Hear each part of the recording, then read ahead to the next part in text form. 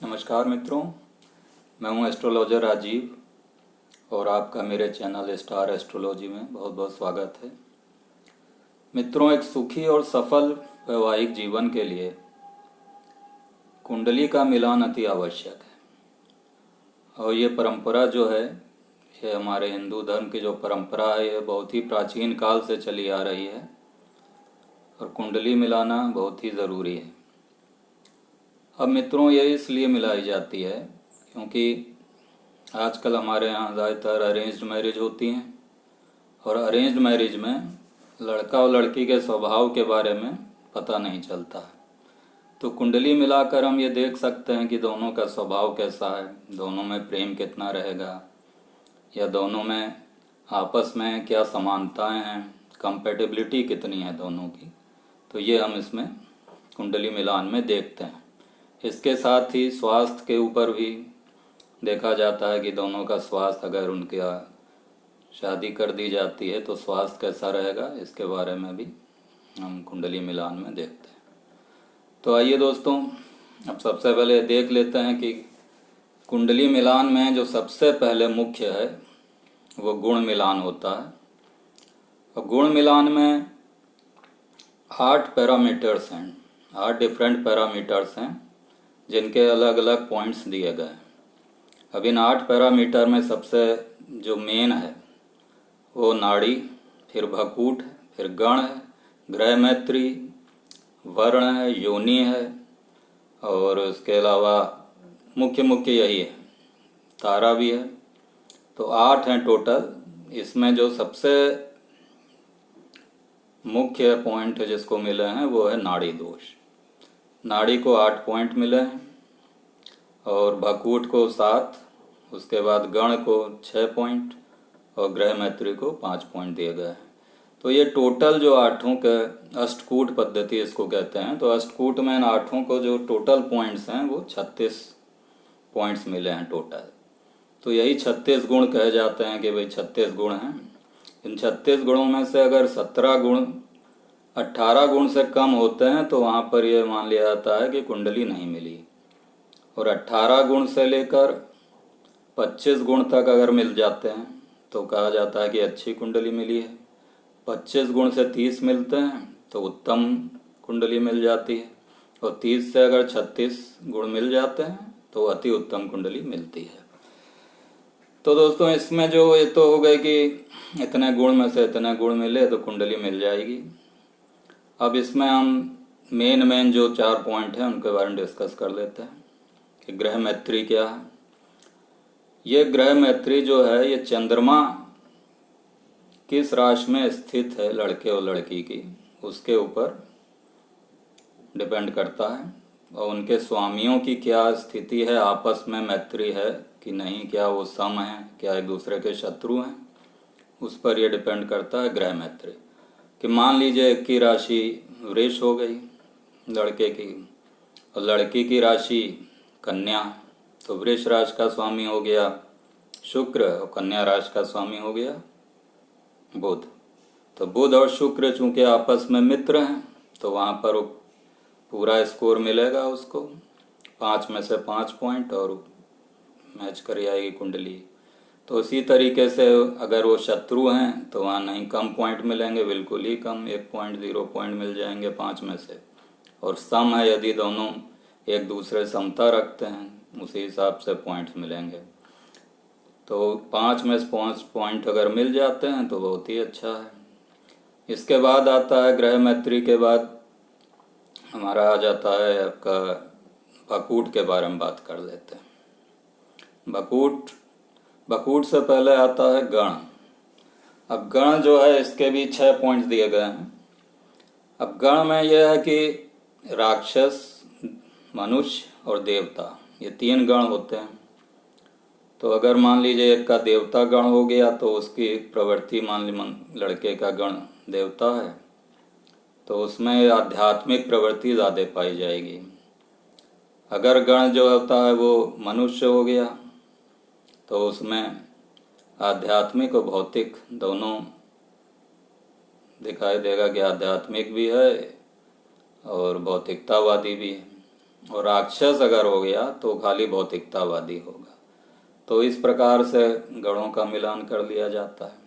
लेकिन मेरे विचार से कि अगर कोई आध्यात्मिक अगर एक है और दूसरा व्यक्ति भौतिकतावादी भी हो गया, तो क्या वैसा तो नहीं है कि इन दोनों में कोई आपस में मेल नहीं होगा या दोनों साथ नहीं रह सकते। एक व्यक्ति अगर आध्यात्मिक है, दूसरा भौतिकतावादी है, तो उसमें चल सकता है। वैसे शास्त्रों में जो है वो उसका गण नहीं मिलता है। उसके बाद आता है भकूट। भकूट को 7 पॉइंट दिए गए हैं और भकूट भी बहुत ही इम्पोर्टेंट है। ये जो चंद्र राशि होती है दोनों की, लड़का और लड़की की जो चंद्र राशि है, वो एक दूसरे से किस स्थान पर है उस पर भकूट का निर्णय करता है। ग्रह मैत्रिम तो ये हो गया था कि वो आपस में मित्र हैं कि नहीं, उस जिस राशि में चंद्रमा है उसका स्वामी आपस में मित्र है कि नहीं। अब भकूट में है कि वो राशि के स्वामी या चंद्र राशि दोनों की है, वो एक दूसरे से किस स्थान पर है। कि मान लीजिए लड़के की राशि हो गई है वृश्चिक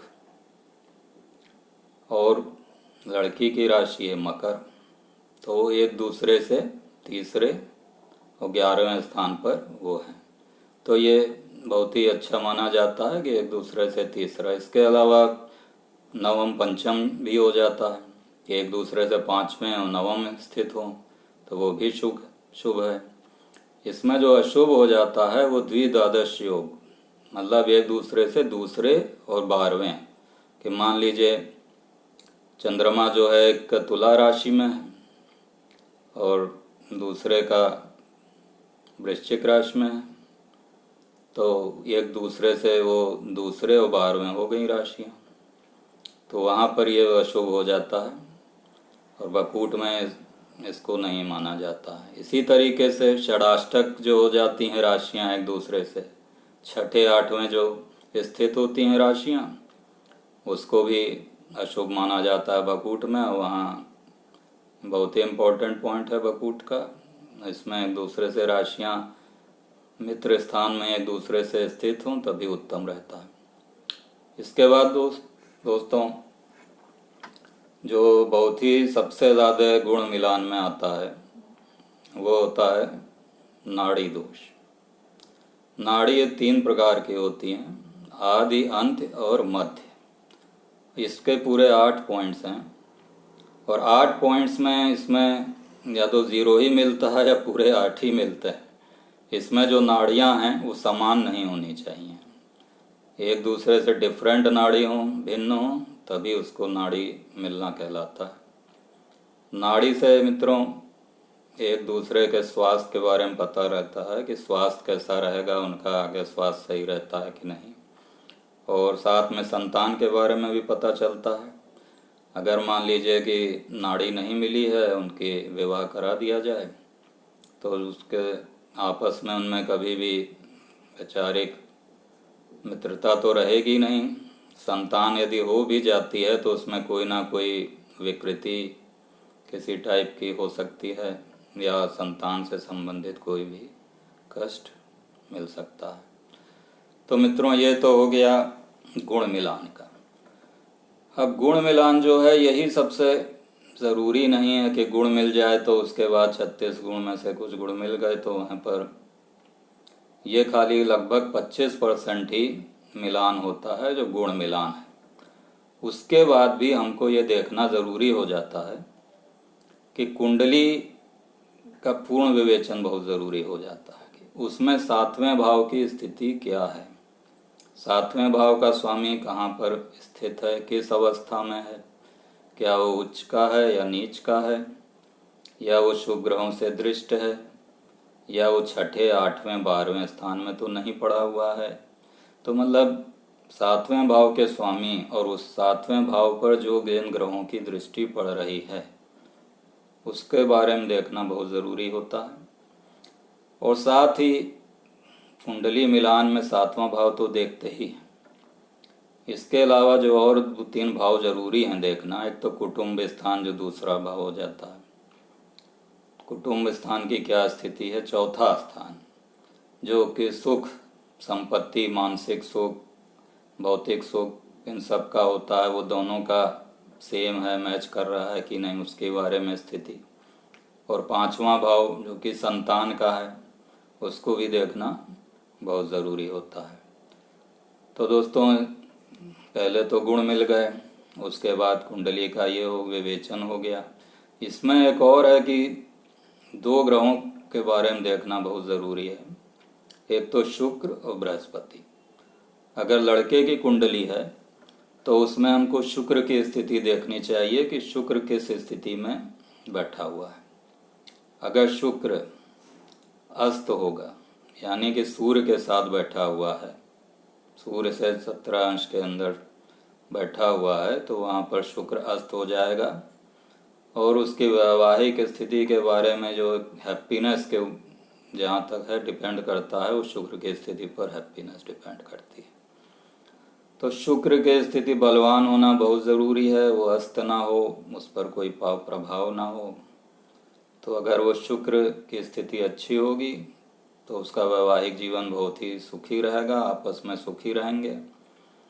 और लड़की की कुंडली में बृहस्पति की स्थिति को देखना बहुत ही आवश्यक होता है कि बृहस्पति की क्या पोजीशन है। बृहस्पति कहीं कमज़ोर तो नहीं है, कहीं 28, 29, 30 डिग्री किसी पर तो नहीं पड़ा हुआ है, या वो किस राशि में, शत्रु राशि में, या नीच का तो नहीं है। अगर मकर राशि में बृहस्पति बैठा हुआ होगा तो नीच का होगा। तो इस प्रकार बृहस्पति की स्थिति देखना बहुत ही ज़रूरी है लड़कियों की कुंडली में। तो इस प्रकार दोस्तों कुंडली का मिलान हो जाता है। और इसमें एक और इम्पोर्टेंट पॉइंट है नवमांश।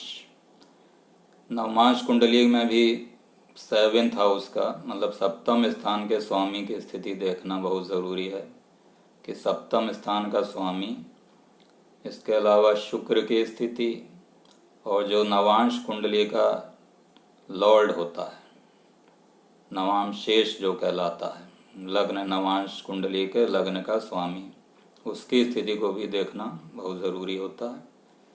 तो इसके बारे में विस्तृत आपको बाद में बताऊंगा कि नवमांश कुंडली क्या होती है।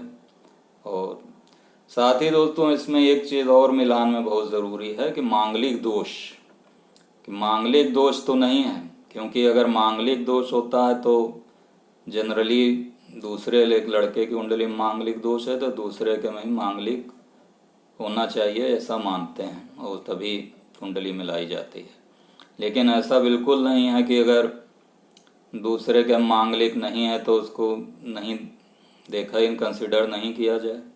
दोनों कुंडलियां कंसिडर कर सकती हैं। अगर एक की कुंडली में मंगल जिस स्थान में बैठा है, वहीं दूसरे की कुंडली में भी उस स्थान में यदि कोई पाप ग्रह शनि, राहु, सूर्य आदि बैठे हों, तब भी उसको मैच कराया जा सकता है कि वो अगर वहाँ एक की कुंडली में मंगल मान लीजिए 8वें स्थान में बैठा है और दूसरे के कुंडली में भी 8वें स्थान में मान लीजिए शनि बैठ गया, तो वहाँ भी वो कुंडली मतलब मांगलिक दोष के हिसाब से मिलाई जा सकती है। और उसके अलावा उसका 7वां स्थान तो देखना ही पड़ेगा कि उसका स्वामी किस स्थिति में है और उस पर क्या प्रभाव पड़ रहा है। तो ये इसी प्रकार दोस्तों हम लोग कुंडली को मैच कराते हैं, और ये अब बहुत ही ज़रूरी है कि कुंडली को मैच कराया जाए। तो आशा है कि आपको जो बताया है पसंद आया होगा। अगले बार में मैं आपको नवांश कुंडली के बारे में विस्तार से बताऊंगा। धन्यवाद।